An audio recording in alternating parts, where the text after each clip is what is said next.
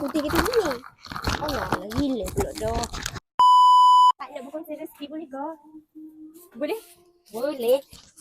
Adik ada main TikTok tak? Boleh follow Kak? Mek Sarike.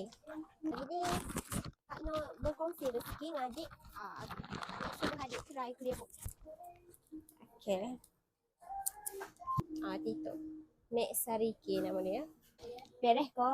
Si awak ngetadeh disebabkan line tidak mengizinkan. Jadi kita tunggu adik.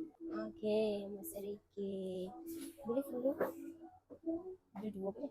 Okey, adik rasa dulu Clearport ni lagu mana. Okey. Lepas tu, lah. Lagu mana rasa dia? Boleh? Kemis sahaja. Okay, sedap.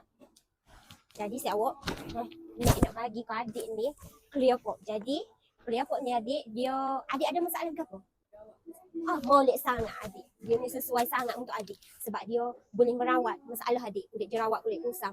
Boleh je. Adik boleh baca dekat TikTok Mek Sarike. Dia situ ada kelebihan dia lagu mana. Okay. Kak bagi free dekat adik. Terima kasih. Hari ni bagi-bagi je. Adik rasa dulu. Selepas 7 hari tu, Nek nak telefon ke adik boleh ke? Nak tanya feedback dia lagu mana. Boleh? Boleh ayat mau telefon? Okay, terima kasih adik. Semoga bermanfaat untuk adik deh. Jom ni, kacang. Cium.